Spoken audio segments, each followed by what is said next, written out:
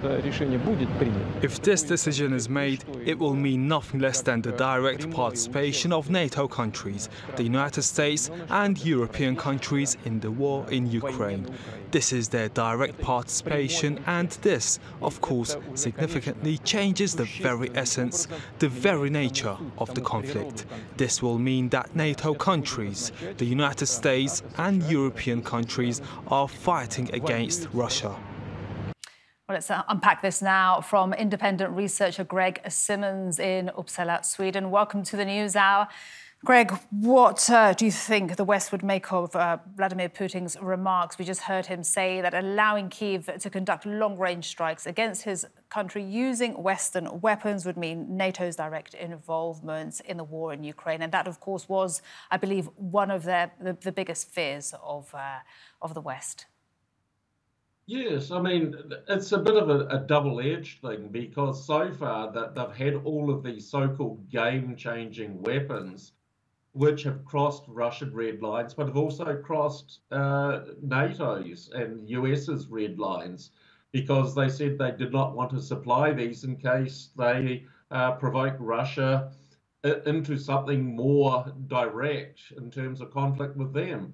Of course, this will be even more problematic with these long-range missiles, because Kiev has been not so adherent to the wishes of Washington and London and so forth with their targeting so far, which has included civilian targets, but also nuclear power plants. So it's a very risky game.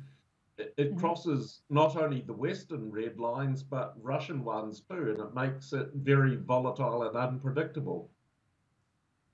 Indeed, and nearly 3 years into Russia's war in Ukraine, what does, just to use the words of Zelensky, the delays to allow deeper strikes on Russia, what does that create?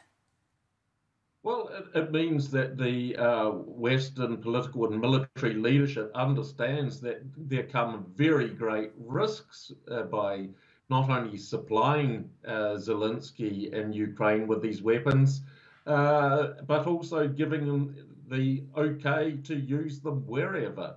I mean, it's utterly reckless. And I mean, if we look at the escalation dominance, it's not held by the West. It's not held by Ukraine, because they're both losing the war. Russia is winning the war militarily.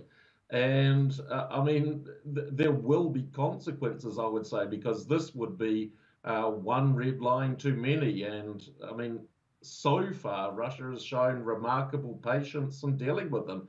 If the US was in a similar situation, it would be much worse by now.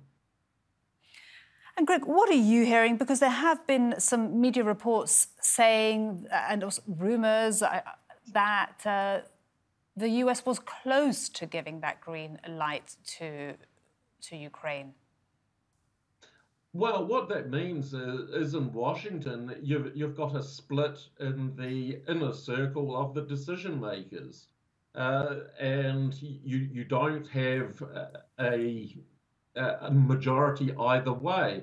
And I think this is indicative of just how reckless this move would be, because it's actually causing some of those ones to pause and say, well, do we really want to go here? What will be the consequences not only for Ukraine, but for NATO countries?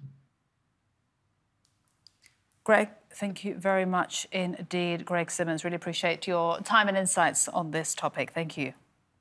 Thank you.